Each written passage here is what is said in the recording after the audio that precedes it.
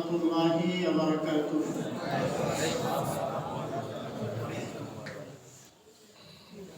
Alhamdulillah nahmaduhu wa nasta'inuhu wa nastaghfiruhu wa nu'minu bihi wa natawakkalu alayhi wa na'udzu billahi min shururi anfusina wa min sayyiati a'malina.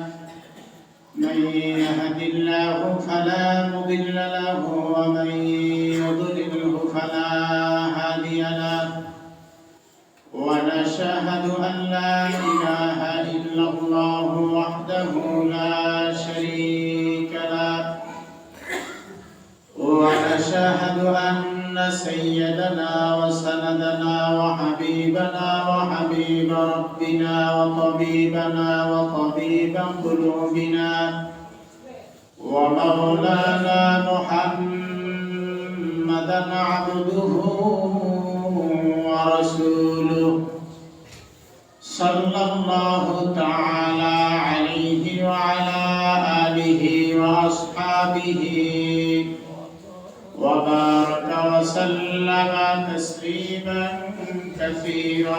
كثيرا أما بعد فأعوذ بالله من الشيطان الرجيم আমার সাথে সবাই করুন বিসমিল্লাহির রহমানির রহিম قل هو الله أحد الله الصمد لم يلد ولم يولد ولم يكن له كفوا أحد صدق الله مولانا العظيم وصدق رسوله النبي الكريم قال النبي صلى الله عليه وسلم يقال لصاحب القرآن اقرأ وارتقي ورتل كما كنت ترتل في الدنيا فإن منزلك عند آخر آية تقرأها وقال رسول الله صلى الله عليه وسلم من أحب سنتي فقد أحبني ومن أحبني كان معي في الجنة أو كما قال النبي عليه الصلاة والسلام درود شريف اللهم صل على سيدنا وحبيبنا ومولانا محمد صلى الله عليه وأصحابه وبارك وسلم اللهم صل على سيدنا ونبينا وشفيعنا وحبيبنا ومولانا محمد صلى الله بلغ العلا بكماله كشف الدجى بجماله أسرق جميع خصاله صلوا عليه وآله ذكر لا إله إلا الله لا إله إلا الله لا إله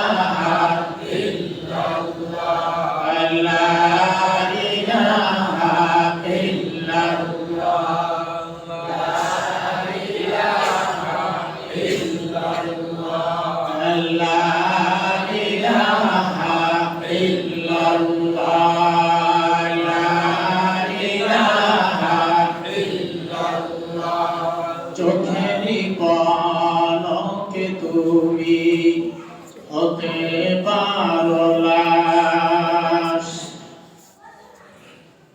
পারা যায় কি যায় না? আমার সাথে বলেন, চোখেরই পলকে তুমি হতে পারো লাশ, চিরতরে বন্ধ হবে আমার নিঃশ্বাস, হবে এলান আমারি নাম, হবে এলান আমারি নাম, মসজিদের বাইকে বাড়িওয়ালা নাই রে, বাড়ি নাই রে দুনিয়াতে, আরে বাড়িওয়ালা নাই রে, বাড়ি নাই রে দুনিয়াতে। লা ইলাহা ইল্লাল্লাহ, লা ইলাহা ইল্লাল্লাহ, লা ইলাহা ইল্লাল্লাহ,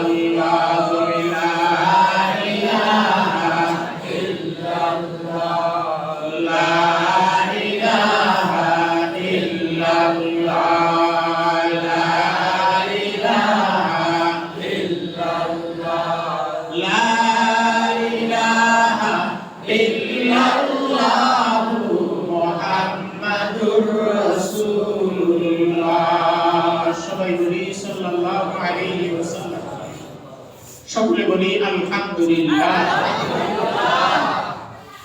আল্লাহ পাকের বান্দা বিশ্ব নবী জনাব রাসূলুল্লাহ সাল্লাল্লাহু আলাইহি ওয়াসাল্লামের আদরের মুহাব্বতের মায়ার উম্মতগণ, আল্লাহ সুবহানাহু ওয়া তাআলার দরবারে লাখ কোটি শুকর যে আল্লাহ রাব্বুল আলামিন আমাদেরকে কঠিন পরিস্থিতির ভিতর থেকেও দ্বীনের ইবাদত করার, আল্লাহ পাকের ইবাদত করার, ইসলামকে মানার তৌফিক দান করেছেন। এজন্য আরো একবার আমরা শুকরিয়া দান করি আলহামদুলিল্লাহ। যেই সময়টায় মানুষগুলি সাইনবোর্ড ওয়ালা, দাড়িওয়ালা, টুপিওয়ালা, সাইনবোর্ড দাড়িওয়ালা, টুপিওয়ালারা ইহুদি নাসারাদের দালাল হয়ে এই মুসলমানদের বেশভূষা ধরে ইসলামের মারাত্মক ক্ষতি করতেছে, এই মুহূর্তেও আল্লাহ তাআলা যে আমাদেরকে দ্বীনের উপরে, দ্বীনের রাস্তার উপরে ইস্তেকামত থাকার তৌফিক দান করেছেন, এজন্য আল্লাহ পাকের দরবারে আরো একবার আমরা শুকরিয়া দান করি আলহামদুলিল্লাহ। বন্ধুরা আমার, ভাইরা আমার, বর্তমান সময়ের যে পরিস্থিতিটা চলছে, এই পরিস্থিতির ভিতরে একজন টুপিওয়ালাকে বিশ্বাস করাও বড় কষ্ট। যেমনি ভাবে বাংলাদেশের মানুষ ওলামা ভক্ত, আলেম ভক্ত, পীর মাশায়েখ ভক্ত, তাদেরকে মহাব্বত করে, অন্ধের মতন বিশ্বাস করে, কিন্তু এই টুপির ভিতরে, এই দাড়ির ভিতরে, এই লেবাসের ভিতরে কত যে দুই নম্বরে চলছে এটা বুঝতে পারবেন না। আগেকারের মানুষগুলি সহজ সরল ছিলেন। তদানীন্তন সময়ে কোনো ইউটিউব ছিল না, ফেসবুক ছিল না, ইন্টারনেট ছিল না। কোনো সমস্যা হলেই মসজিদের ইমাম সাহেবের কাছে দৌড়ে যেতেন, গিয়ে বলতেন, হুজুর এই সমস্যা হয়েছে, এই সমস্যা থেকে পরিত্রাণ পাওয়ার জন্য আমাদেরকে মাসআলা জানিয়ে দেন। ইমাম সাহেব, তখনকারের ইমাম সাহেবরা এরকমের ডিগ্রিধারী মাওলানা মুফতি খুব কম ছিলেন, হাফেজে কোরআন খুব কম ছিলেন। আমার মনে আছে, আমি যখন গাওহাটাঙ্গা মাদ্রাসা থেকে হিফজ শেষ করি, আমার এলাকার ভিতরে যখন ঘোষণা হইল অমুকের ছেলে হাফেজে কোরআন হইছে, আল্লাহু আকবার, দুই এক গ্রামের মানুষ আমাকে দেখার জন্য আসছে। আর ওই সময় আমি একটু সাইজেও ছোট ছিলাম, বয়সও কম ছিল। এতটুকু ছেলে হাফেজে কোরআন হয়ে গেছে, দেখার জন্য মানুষ চলে আসছে। আর এখন তো আলহামদুলিল্লাহ দেখা গেছে 7.5 বছর 8 বছর বয়সের ভিতরে হাফেজে কোরআন হয়ে যায়। তখনকার আমি যখন হাফেজ হয়েছি তখন আমার বয়স ছিল 9 বছরের একটু বেশি। ওই সময় মানুষ আমাকে দেখার জন্য আসছে। তো বুঝেন, ওই সময় যদি শতে শতে মানুষ আমাকে দেখার জন্য এসে থাকে, আর এখন তো মাশাআল্লাহ আলহামদুলিল্লাহ সুম্মা আলহামদুলিল্লাহ ঘরে ঘরে হাফেজ, ঘরে ঘরে হাফেজ, ঘরে ঘরে আলেম, ঘরে ঘরে মুফতি, যার কারণে এখন ভেজালটাও বেশি হয়ে গেছে। আগেকার একটা রসম ছিল, কোরআন শরীফ যদি পড়ে যাইত কারো হাতের থেকে, 100 কেজি না যেন কয় কেজি লবণ আল্লাহর রাস্তায় দান করা লাগতো।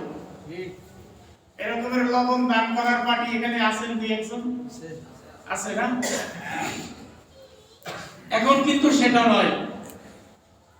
কোরআন শরীফ ভুলবশত পড়ে গেছে, ইচ্ছাকৃত না, সেজন্য অনুতপ্ত হওয়া, আল্লাহ পাকের কাছে তওবা করা, কোরআন শরীফকে মহাব্বতের সাথে, বুকের সাথে জড়িয়ে ধরা, এটা হলো মহাব্বত। আল্লাহ, যার কারণে মানুষ এখন বিভ্রান্তির ভিতরেও পড়ে গেছে বেশি। মানুষ কি করছেন? বিভ্রান্তির ভিতরে পড়ে গেছে বেশি। দেখেন, এই কিছুদিন আগে এক মাহফিলের ভিতরে ওই দলের কেউ যদি থাকেন, রাগ করবেন না, মেহেরবানি করে, আপনাদেরকে ছোট করার জন্য আমি কথাটা বলছি না। আজকের আপনার কাছে আমার প্রশ্ন রইল, আপনার বিবেক দিয়া, আপনার দিমাগ দিয়া, আপনার বুদ্ধি দিয়া আপনি বলবেন আমাকে, টুপি মাথায় দেওয়া কি বলেন? লম্বা জামা গায়ে দেওয়া কি সুন্নাত না? পাগড়ি মাথায় দেওয়া সুন্নাত। এখন টুপি মাথায় দেওয়া সুন্নাত, সেই টুপিটা যদি পাঁচকল্লি হয় সুন্নাতের খেলাফ। সেই টুপিটা যদি শক্ত টুপি হয়, সেই টুপি যদি জালি টুপি হয়, সুন্নাতের খেলাফ হবে না। টুপি, এক মাহফিলের ভিতরে এক আলেম সাহেব, উনি ঘোষণা দিলেন, পাঁচকল্লি টুপি কার কার আছে ধরে টুপিগুলি নিয়ে আসেন, সিরে 100 টাকা করে তাকে টুপি কেনার জন্য দিয়ে দেন। আচ্ছা, ওই মাহফিলের ভিতরে টুপি ছাড়া কি কোনো শ্রোতা ছিল না?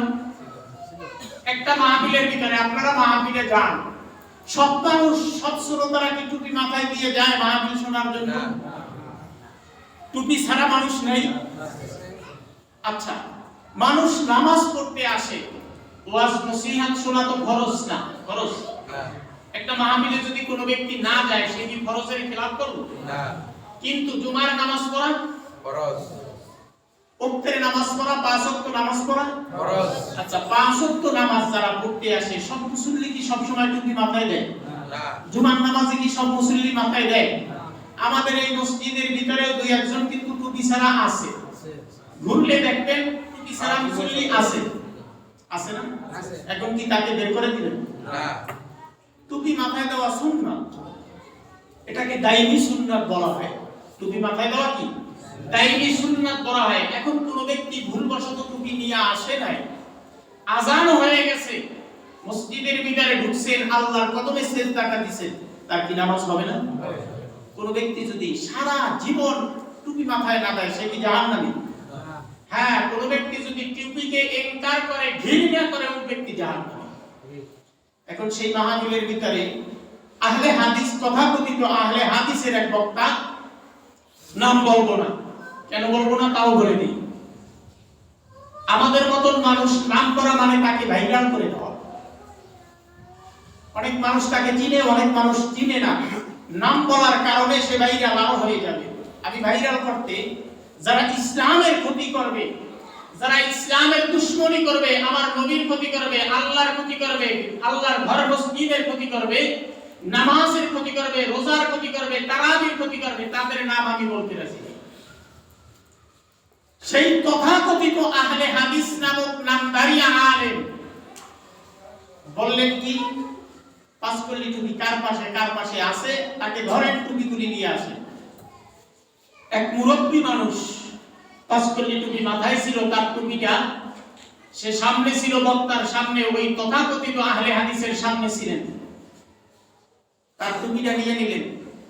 পাশে এক ব্যক্তি চেয়ারে বসা, তাকে বললে ছিলেন, ছিল, বললেন ডাস্টবিনে ফেলে দেন। নাউজুবিল্লাহ বলেন, ডাস্টবিনের ভিতরে পকেট থেকে 100 টাকা বের করে তাকে টুপি কেনার জন্য দিয়ে দিলেন, অর্থাৎ আমার মাথায় যেই টুপি আছে তোমরাও সেই টুপি পরো। এটা হিংসা ছাড়া আর কিছু না, এটা হিংসা ছাড়া আর কিছু না। আমি 5 কল্লি টুপি মাথায় দিব আপনাদের ক্ষতি, আমার মুসল্লি যেই কোনো টুপি মাথায় দিবে সব মুসল্লি যে আমার মতন বানাইতে হবে এমনটা না, আর ইমামেরও যে মুসল্লির মতন টুপি মাথায় দিতে হবে এমনটা না। সে কি করলো? টুপিটা ছিঁড়ে ফেললো। আপনি সেই টুপিটা নাচ ছিঁড়ে আপনি যার মাথায় টুপি নাই তাকে টাকাটা দান করতেন, বলতেন যে বাবা নবীজির দাইনে সুন্নাত হলো টুপি মাথায় দেওয়া, আমি তোমাকে 100 টাকা দিলাম একটা টুপি কি না মাথায় দিও। পারতো কি পারতো না?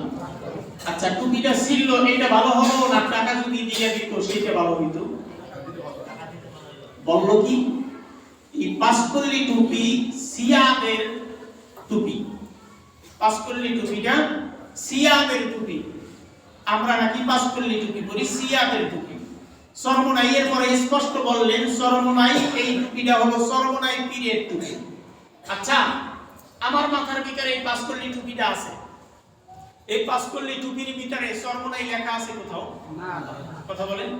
হাটহাজারী লেখা আছে? না। নানুপুর লেখা আছে? না। কথা বলেন। আছে? যাদের টুপি 5 কল্লি আছে তারা একটু কুইরা দেখেন তো যে এখানে সরমনাই লেখা আছে কিনা। আচ্ছা, যাদের শক্ত টুপি আছে তারা একটু কুইরা চতুর্দিকে নজর করে দেখান যে আপনাদের টুপির ভিতরে সারসিনা, ফুরফুরা, এরপরে ফরিদাবাদ কাবিলউদ্দিন সালেহি মাদ্রাসা, দারুস সালাম মাদ্রাসা, দারুস সুন্নাত মাদ্রাসা, তামিরুল মিল্লাত মাদ্রাসা, এই সমস্ত কিছু লেখা আছে কিনা? যদি না থাকে আপনি এটাকে একটা দলের উপরে কেন করলেন? এটা তো উলামায়ে দেওবন্দের একটা টুপি। সমস্ত উলামায়ে কেরাম, দেওবন্দের উলামায়ে কেরাম 5 কল্লি টুপিটা মাথায় দেয়। কেন 5 কল্লি বানাইলেন? এটা যখন কল্লিদার হইবে মাথার সাথে মিশে থাকবেন। আল্লাহ রাসূল সাল্লাল্লাহু আলাইহি ওয়াসাল্লাম উনি সব সময়ের জন্য গোল টুপি পরিধান করতেন, গোল টুপিটা মাথার ভিতরে সাথে লেগে থাকতেন।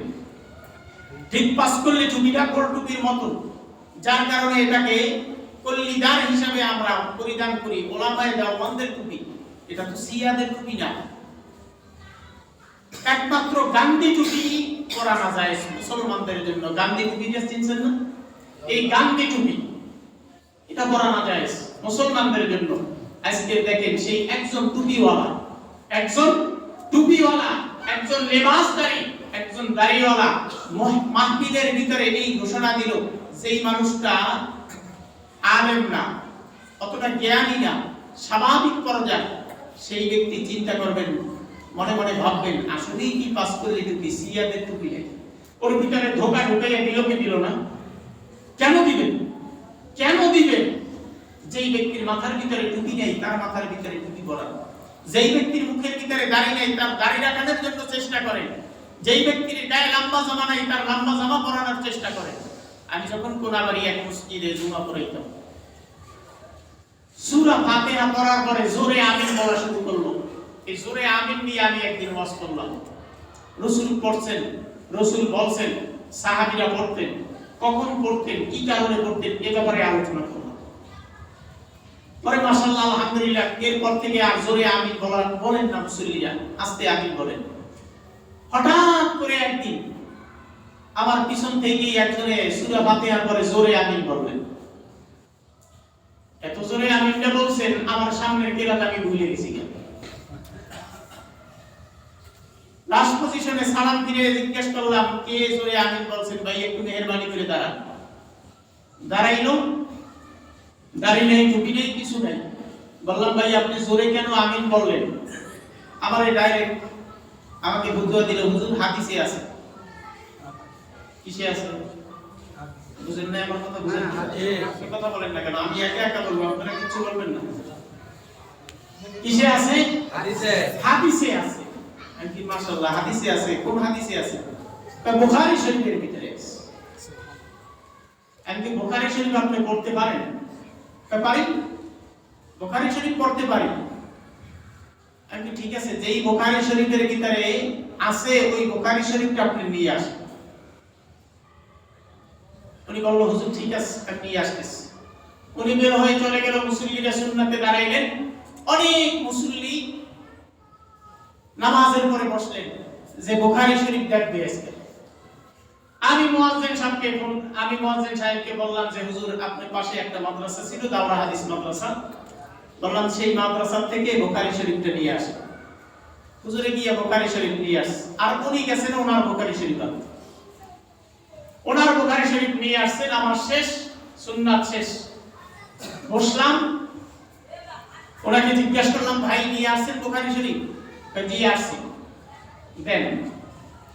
আমার সামনে নিয়ে একটা বাংলা সহি কিতাব, সেটা আমাকে হাতে দিলেন। আমি বললাম, ভাই এটা কি? বুখারী শরীফ। বুখারী শরীফ এ হাদিস কার? নবীজির হাদিস। আমি জিজ্ঞেস করলাম, নবীজি কি বাংলাদেশী ছিলেন না আরবি ছিলেন? আপনাদের ধারণা কি বাংলাদেশী না আরবি? আরবি। আল্লাহ রাসূল বাংলায় কথা বলতেন নাকি? না। কয়কার মানুষকে নিহানি? না। হ্যাঁ, আল্লাহ মানুষের আগ্রহ। আমি বললাম, ভাই আপনি নিজে বললেন নবীজি আরবি ছিলেন, তাই রাসূল তো আরবিতে কথা বলতেন, হাদিস তো আরবিতে, বুখারী শরীফ তো আরবিতে, আপনি যে বাংলা নিয়ে আসলেন। এটা আমাদের শায়েখ লিখছেন, শায়েখের নাম দেখলাম ওই তথাকথিত আহলে হাদিসের এক পণ্ডিত। আমি বললাম, ভাই বুখারী শরীফ আপনি চিনেন? এইটাই তো বুখারী শরীফ। এই বুখারী শরীফ কোন মাদ্রাসায় পড়ায়? আমি তো মাদ্রাসা ঘুরে ঘুরে দেখি না কোন মাদ্রাসায় পড়ায়। পরে আমার জন্য যে বুখারী শরীফ মুয়াজ্জিন সাহেব নিয়ে আসছে, বলছি, ভাই এটা কি জানেন? বলতেছে, এটা হয়তো বা বড় কোনো খাতা হবে, মাদ্রাসা বা স্কুল কলেজের হিসাবের কোনো খাতা হইবে, অনেক বড় তো, ভিতর তো আর দেখে নাই। পরে উল্টাইয়া দেখাইলাম, এর ভিতরে লেখা কি? ভিতরে তো আরবি দেখা যায়। এইটা হলো মেইন বুখারী। পরে বলতেছে, হুজুর এইটা যদি বুখারী হয়, এই বুখারী আমার দাদাও দেখে নাই, এত বড় বুখারী আমার দাদাও দেখে নাই। মাদ্রাসার ভিতরে, বড় বড় মাদ্রাসার ভিতরে মেইন বুখারী গুলি পড়ানো হয়। আমাদেরকে মেইন বুখারী পড়াইছেন। কওমি মাদ্রাসাতে মেইন বুখারী পড়ানো হয়, আলিয়া বড় বড় মাদ্রাসাগুলিতে মেইন বুখারী পড়ানো হয়। যাবেন ফুরফুরা, এই দারুস সালাম, মিরপুর দারুস সালামে যাবেন, সেটা তো আলহামদুলিল্লাহ এখন কওমি হয়ে গেছে, সেখানে মেইন বুখারী। কাফিরউদ্দিন সালেহী সাহেবের মাদ্রাসায় মেইন বুখারী। এরপরে সারসিনা দারুস সুন্নাত মাদ্রাসায় মেইন বুখারী, তামিরুল মিল্লাতে মেইন বুখারী, বড় বড় মাদ্রাসাগুলিতে মেইন বুখারী পড়ায়। এই হলো বুখারী। আর সে নিয়ে আসছে বাংলা বুখারী। তো এই বুখারী কইরা তারপরে উলামায়ে কেরামদেরকে ফতোয়া দেয়। আর আমরা মানি ইমামে আযম আবু হানিফা রাহমাতুল্লাহি আলাইহি মতগুলিকে, ঠিক কি না? যে চারজন ইমাম, কয়জন ইমাম? চারজন ইমামের চারটা মাযহাব। কয়টা মাযহাব? চারটা মাযহাব। আমরা সেই মাযহাবগুলি মানি। এই মাযহাব আমাদের মানাটা হলো দোষ, ইমাম মানাটা হলো দোষ। আচ্ছা, এই ইমাম থেকে শুরু করে, ইমাম বাদ দিলাম, আমার উস্তাদ থেকে শুরু করে, আমি থেকে আমার উস্তাদ থেকে শুরু করে যদি এই সিলসিলার সাজারা বয়ান করা হয়, এই বয়ানটা করতে গেলে সাজারাটা এক পর্যন্ত বিশ্ব নবী জনাবে রাসূলুল্লাহ সাল্লাল্লাহু আলাইহি ওয়াসাল্লাম পর্যন্ত পৌঁছে যায়। তার ভিতরে আমাদের ইমামের নাম আছে, তার ভিতরে আমাদের ইমামে আযম আবু হানিফা রাহমাতুল্লাহি আলাইহির নাম আছে, ইমাম শাফিঈর নাম আছে, ইমাম আহমদ ইবনে হাম্বলের নাম আছে, ইমাম মালিকের নাম আছে। চিল্লায়া বলেন আলহামদুলিল্লাহ। ইমামদেরকে মানলে যদি আমাদের দোষ হয়, ইমামদেরকে মানলে যদি আমাদের দোষ হয়, তাহলে তোমাদের ইমাম দেখি ইমামে ইউটিউবের ভিতরে ফতোয়া শুনি না, ইমাম সাহেব কাইয়া বলে, হুজুর বলেন তো পানি কয় ঢোকে খাওয়া সুন্নাত। ইমাম সাহেবকে জিজ্ঞেস করে, হুজুর বলেন তো পানি কয় ঢোকে খাওয়া সুন্নাত। আমাদের ইমাম তো আলেম, তোমাদের ইমাম দেখি ইমামে ইউটিউব, ইমামে ফেসবুক। আলেমদের মাসআলা ভালো লাগে না। আমি আজকের এই নারায়ণগঞ্জ মসজিদের সমস্ত মুসল্লিদেরকে বলবো, মেহেরবানি করে ইমামে ইউটিউবের দরকার নাই, তথাকথিত আহলে হাদিসদের ফতোয়ার দরকার নাই। হক্কানি উলামায়ে কেরামের ফতোয়া মেনে মেনে চলে জান্নাতে যেতে রাজি কে কে দুই হাত তুলে দেখান। আল্লাহু আকবার। আল্লাহ আল্লাহ তাআলা আমাদের সবাইকে কবুল করুক, সকলে বলি আমিন। আল্লাহুম্মা আমিন। সবাই আলহামদুলিল্লাহ বলে আলহামদুলিল্লাহ। সম্মানিত সুধী, বয়ানের শুরুতে আপনাদেরকে আমি বলছিলাম সবাই পড়েন বিসমিল্লাহির রাহমানির রহিম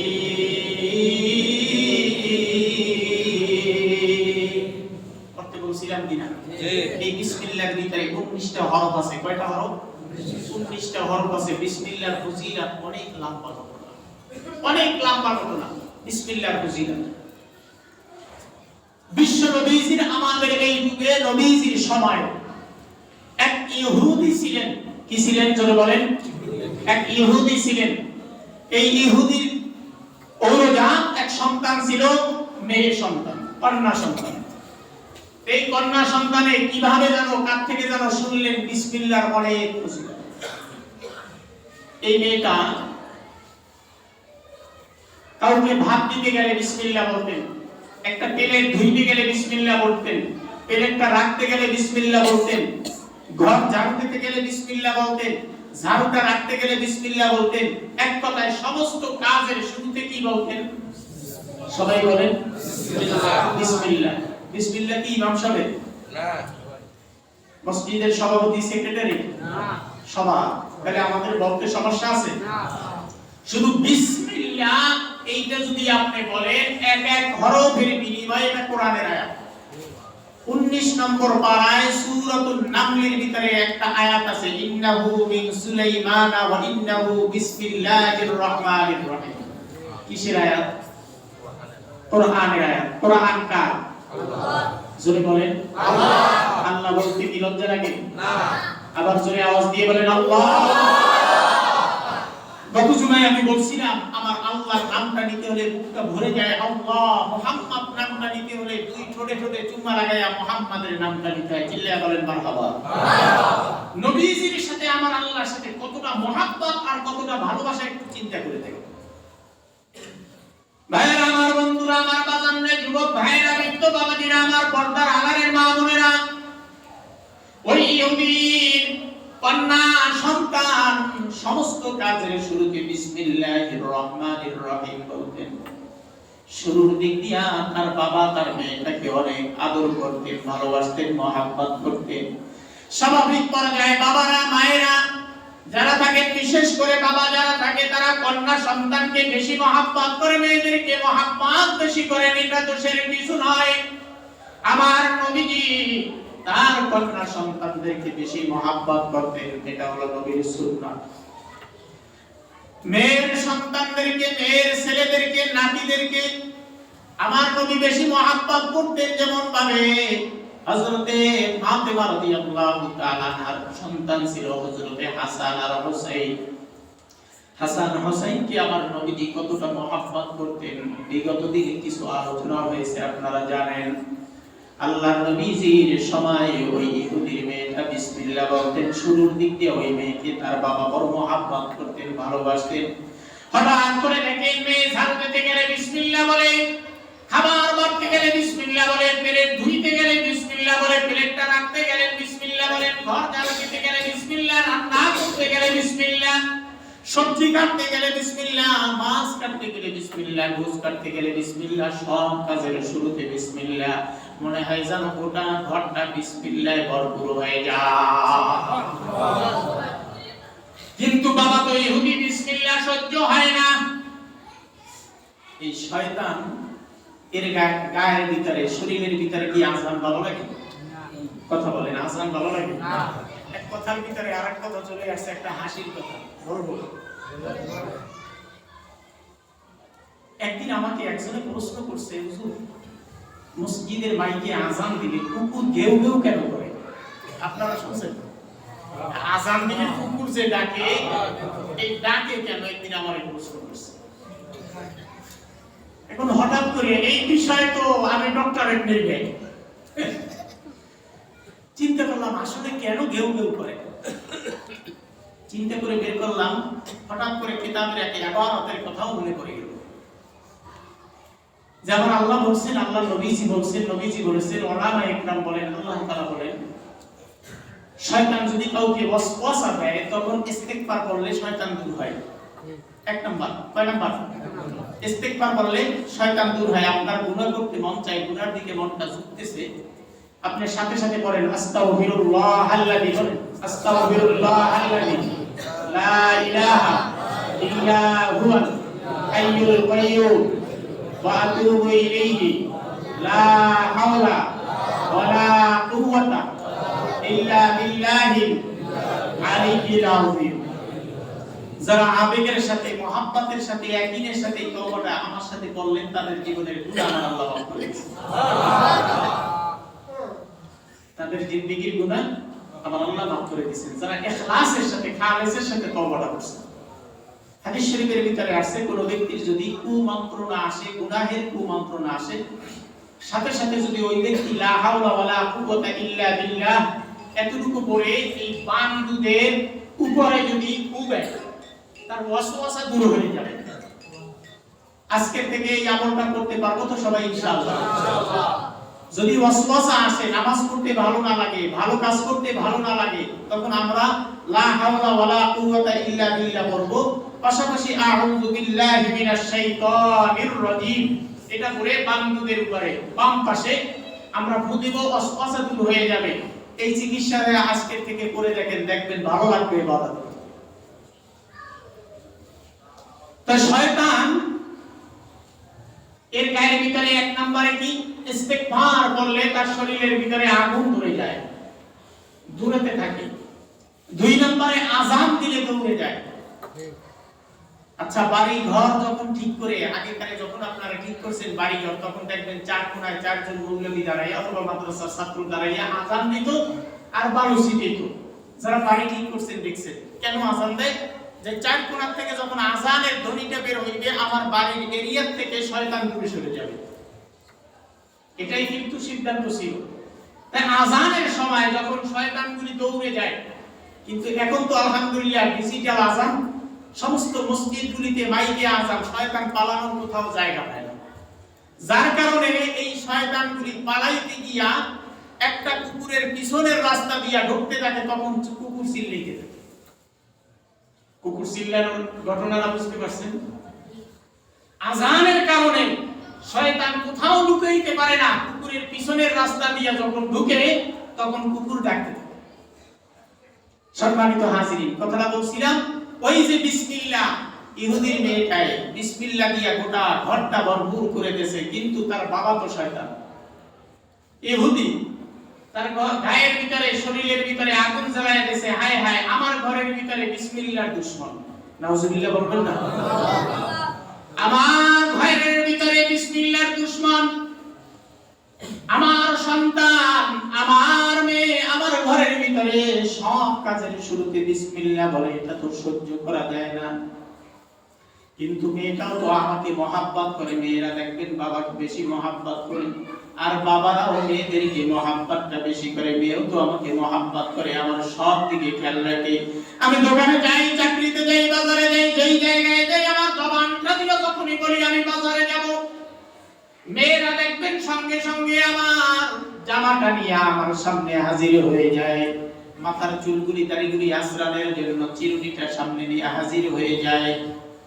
অনেক সময় যদি নিজের চিরুনি দিয়ে নিজে যদি দাড়ি না আশ্রাই, মেয়েরা আশ্রিয়ে দেয়। এরকমের ঘটনা ঘটে কি ঘটে না? মেয়েরা মাথাটা আশ্রয় দেয়, জামাটা উল্টে দেয়, জামাগুলি ধুয়ে দেয়। ইহুদি চিন্তা করলেন, আমার মেয়ে তো আমাকে অনেক মহাব্বত করে, আমার দিকে কেয়ার করে, আমিও তো মেয়েটাকে মহাব্বত করি, কেমন করে আমার মেয়েকে শাস্তি দেই। চিন্তা ভাবনা করে কোনো দিক পায় না। কিন্তু যখনই বিসমিল্লাহ বলে, ওই মেয়ের বাবার ইহুদির শরীরের ভিতরে আগুন ধরে যায়। তখন আর মেয়েকে সহ্য করতে পারে না, মেয়েটাকে আর সহ্য করতে পারে না। একদিন চিন্তা করলেন, ব্যবসা বাণিজ্য করতে যায়, ভালো লাগে না, মেয়ের বিসমিল্লাহর কথা মনে পড়ে। একদিন ব্যবসা বাণিজ্যের ওই জায়গায় বৈশা, ব্যবসা প্রতিষ্ঠানের জায়গায় বৈশা চিন্তা করলেন, মেয়েকে আমার ঘর থেকে তাড়াইতেই হবে, মেয়েটাকে ফাঁসি দিতেই হইবে, মেয়েটাকে দুনিয়া ছাড়া করতে হবে, কিভাবে করব? হঠাৎ করে ব্যবসা থেকে একদিন আইসা টাকার একটা বান্ডিল মেয়েটার হাতে দিলেন, বললেন, মা, এই টাকার বান্ডিলটা তোমার হেফাজতে রেখে দাও, আমি যখন চাবো তখন আমার কাছে দিবা। মেয়েটা আলমারিটা খুইলা টাকার বান্ডিলটা আলমারির তাকের ভিতরে বিসমিল্লাহ বলে রাখলেন। আলহামদুলিল্লাহ বলে আলহামদুলিল্লাহ, বিসমিল্লাহ বলে রাখলেন। যখন বিসমিল্লাহ বলে রাখলেন, ইহুদির মাথা আবার গরম হয়ে গেছে। এই মেয়েটাকে আর ঘরে রাখা যায় না, এই মেয়েটাকে আমার ঘর থেকে ছাড়া করতে হবে, ঘরের বাইরে বাহির করতে হবে, তাকে ফাঁসি দিতে হবে, দুনিয়া থেকে বিদায় করতে হবে। এইবার ওই ইহুদির হাতের ভিতরে একটা দামি পাথরের আংটি ছিলেন। আংটিটা খুলে আমার মেয়েটার হাতের ভিতরে দিলেন। মেয়ে, আমি নদীর ঘাটে গোসল করতে যাব, আংটি হয়তো বা পড়ে যেতে পারে, আমার আংটিটাও তোমার হাতের ভিতরে দিয়ে দিলাম, তোমার হেফাজতে রাখো, আমি আবার যখন আংটিটা চাইবো তখন তুমি আমাকে দিবা। বিসমিল্লাহ করে বিসমিল্লাহ বলে বাবার হাত থেকে আংটিটা নিলেন। আবার ওই আলমারিটা খুললেন, টাকার পাশাপাশি কাপড়ের ভিতরে ভাঁজের ভিতরে আংটিটা ঢুকাইয়া রাখলেন। বিসমিল্লাহ বলে আলহামদুলিল্লাহ কি বললেন? বিসমিল্লাহির রহমানির রহিম। বাবা সব দাঁড়িয়ে দাঁড়িয়ে দেখলেন, কোথায় টাকা রাখছেন, কোথায় আংটি রাখলেন, কেমনে রাখলেন, সব দেখলেন। বাবা ওখান থেকে চলে যায়, বিশ্রাম করতেছে, কিন্তু তার মাথার ভিতরে চিন্তা, শয়তানি চিন্তা যা আছে সব বাসা বেঁধেছে। চিন্তা করলেন, আমার মেয়েকে আমার শাস্তি দিতেই হবে, মেয়ের জবানটা দিয়া বিসমিল্লাহ দূরে সরাইয়া দিতে হবে। কার কাছে বিসমিল্লাহ শিখলো আর এই বিসমিল্লাহর ভিতরে কি পাইলো আমার বুঝতে হবে। বাবা রাতের বেলায় খাবার খেয়ে খাওয়ার পরে শুয়ে গেছে, মেয়েটাও শুয়ে গেছে তার ঘরের ভিতরে। গভীর রাত, সবাই যখন ঘুমিয়ে যায়, তখন বাবা আস্তে আস্তে করে উঠে মেয়ের জায়গা থেকে চাবিটা নিয়ে লকারটা খুললেন, আলমারিটা খুললেন, আংটিটাকে বের করলেন। পাশেই ছিলেন বড় নদী, ওই নদীর ভিতরে গিয়ে আংটিটা টিপটা মেরে নদীর ভিতরে ফেলে দিলেন। যে আগামীকালকে আমি আংটি চাবো, যখনই আমার মেয়ে আমাকে আংটি দিতে না পারবে, তখন আমার মেয়েকে আংটির অপরাধে আমার মেয়েকে আমি ফাঁসিতে ঝুলাইব। কেমন বাবা? সকালবেলা উঠে বাবা বাজারে চলে গেলেন, বড় একটা মাছ, রুই মাছ কেরাই করে নিয়ে আসলেন, মেয়েটাকে দিলেন, বললেন, মা আজকে আমি ব্যবসা প্রতিষ্ঠানে যাব, আসতে আমার একটু লেট হবে, এই মাছটাকে তুমি কাটো, তারপরে ভালো করে রান্না করো, আমাকে খাবার দাও, আমি খেয়ে একেবারে বের হব। মেয়েটাই মাছটা বিসমিল্লাহ বলে হাতের ভিতরে নিলেন। মাছটা যখন পোষ দিলেন, বডির ভিতরে শোয়াইলেন, মাছটাকে যখন জবাই করলেন, তখন আবার বললেন বিসমিল্লাহ। এ মুসলমান, গলার ভিতরে যত আওয়াজ আছে একটা চিৎকার দিবা। এইবার আলোচনাটা শোনার পরে রেডি হও সবাই। মেয়েটা বডির ভিতরে মাছটাকে রাইখা যখন জবাই করলেন, জবাই করার সঙ্গে সঙ্গে বিসমিল্লাহ বলে যখন জবাই করে দিলেন, ওই মাছটার গলাটা কাটার সঙ্গে সঙ্গে বাবার হাতের আংটিটা তপাস করে জমিনে পড়ে যায়।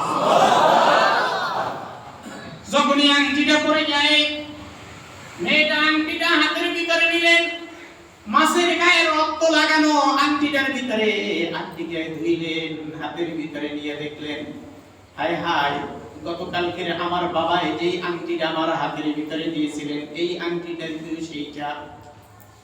আল্লাহর বান্দি লকার খুললেন, আলমারি খুললেন, আংটির জায়গায় হাতটা দিলেন, কিন্তু আংটি নাই, আংটি নাই, আংটি নাই। আবার বিসমিল্লাহ বলে আংটিটা সব ওই জায়গায় রেখে দিলেন। পাশে দেখলেন টাকা আছে কিনা, টাকা ঠিক জায়গায় আছে, টাকা সরাই নাই, কিন্তু শুধু আংটিটা ফেলে দিয়েছেন।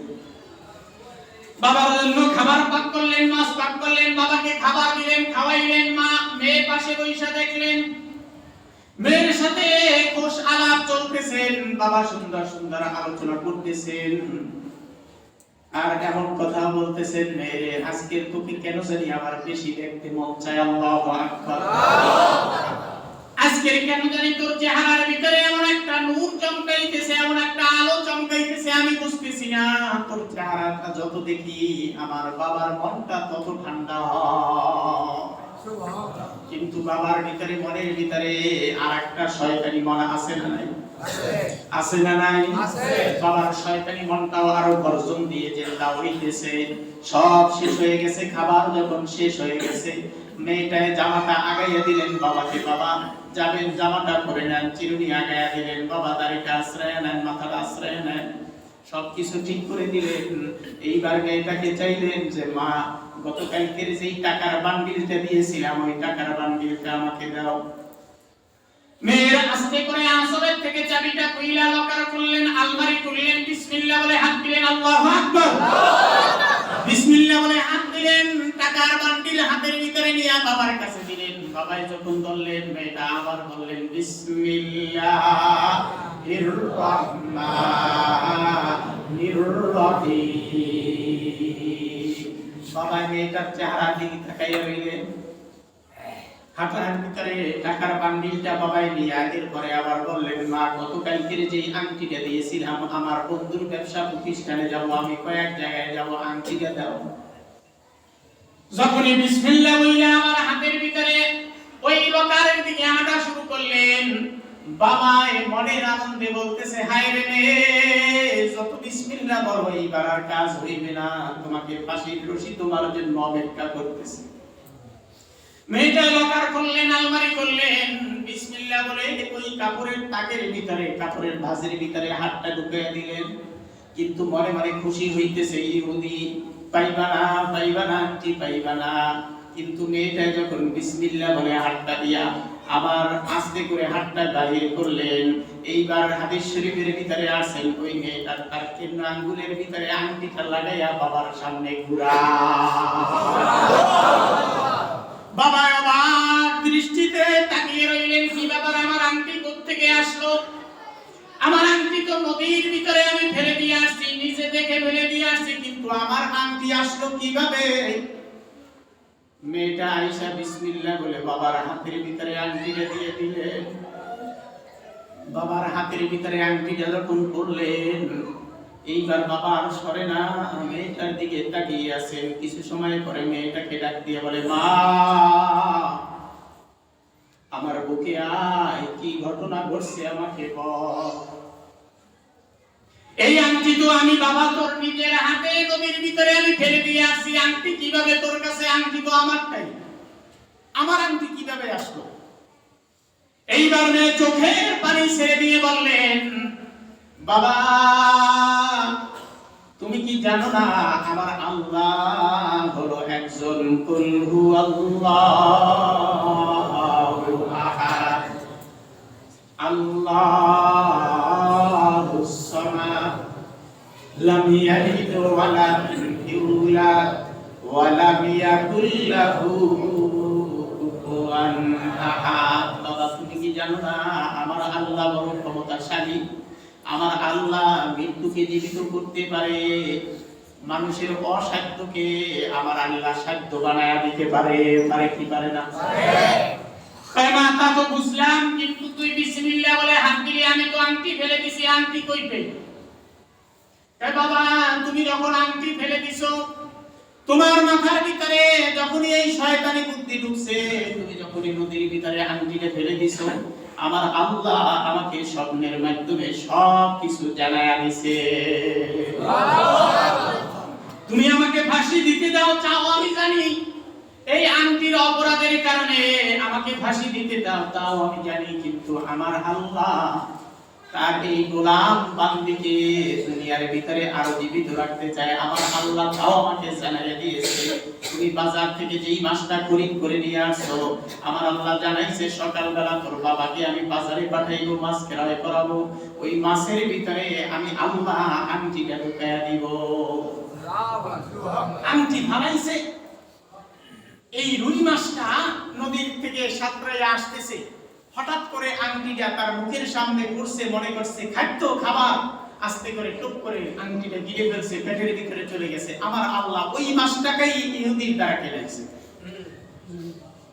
ওদের কুদরাত দারি হাসে খাহি আপনি, মুর্দার আবে জানে বখশি, জিন্দার আবে জাকুনি।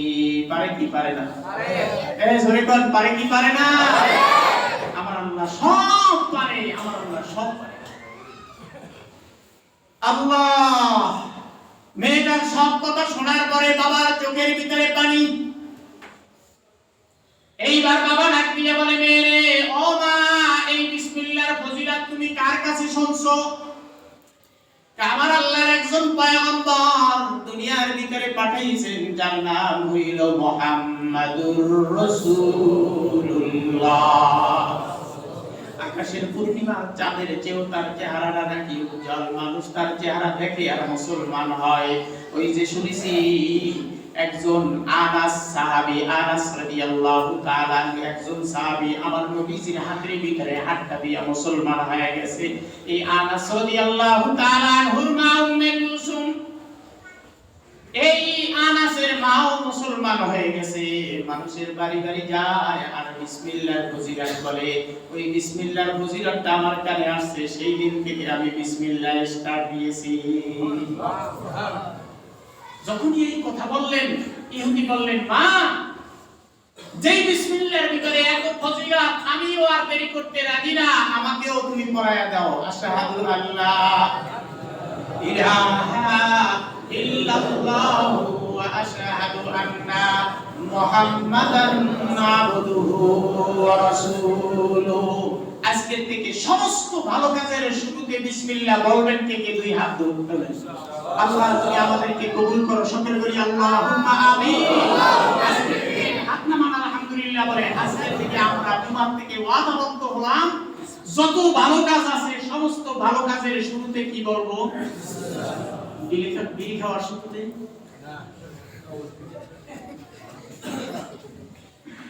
বিড়ি খাওয়ার শুরুতে কিছু বলবেন না? আল্লাহুম্মা বারিক লানা ফিমা বিরিতানা। হ্যাঁ, আল্লাহ হেফাজত করুন।